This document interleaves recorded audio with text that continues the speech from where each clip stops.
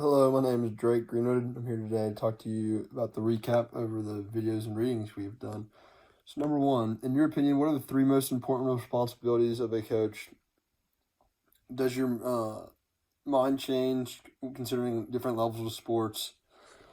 I think the three most important responsibilities of a coach, I think first off, development of as a player in the respective sport is probably the number one priority, and it's obviously the coach's job.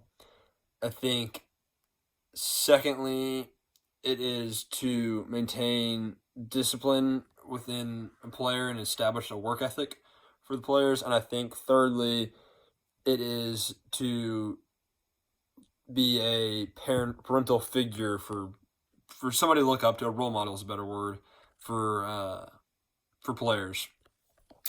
And I do think that changes from level to level. I mean, in youth ball, it's probably like, and just take baseball, for example. In youth baseball, it's probably better to be a role model and somebody to look up to and kind of show them the ways of the game.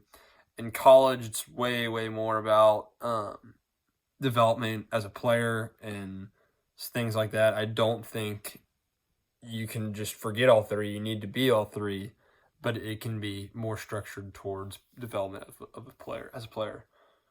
So number two is discuss the signing of college football players to scholarships. Oversigning is a big issue in college sports in general, not just college football.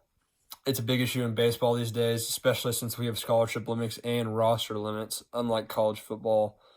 I think it's pretty immoral. It really screws over players, and it can really hurt people. And so I'm really against it, and I think it's a big issue that needs to be addressed not only in college football but in all sports in college athletics. Number three, discuss the ethics of Augie Greedo and Austin Wood. I think this is a pretty unique circumstances. I think it also needs to be said that I believe that game was either a super regional or a regional, and thus stakes were much, much higher. So for Coach Garrido to ask or let Austin Wood throw as many pitches as he did, it's pretty extreme, but it's at the extreme end, but it's acceptable, especially with the no hitter. That adds another thing. He was throwing a no hitter at the time. He threw 12 no innings. It's pretty remarkable. So I think it's okay, but it's pushing it for sure. Number four, what should happen to the Idaho State football player Derek Graves? How about the Idaho State coach? This one's unique.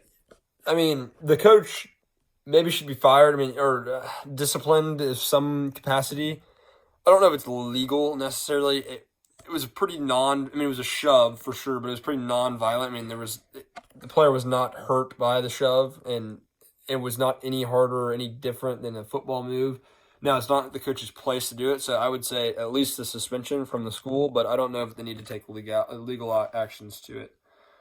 Number five, should Mike Rice get another shot at coaching at the college level? I think Mike Rice is a unique thing. I don't know his personal relationships with other coaches. If he has another coach, like they said in the videos, that is a high, well-established, really well-known, well-respected coach who wants to take him under his wing, I think that'd be great. Other than that, I don't think anybody should take a flyer on him. But if per se Coach K, who's known as a good person, good figure, wanted to take him under his wing, I think that should be acceptable.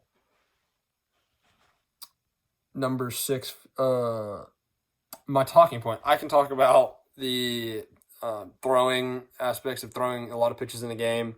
I routinely did that in high school, and I'd love to talk about it. Thank you. That's the end of my recap.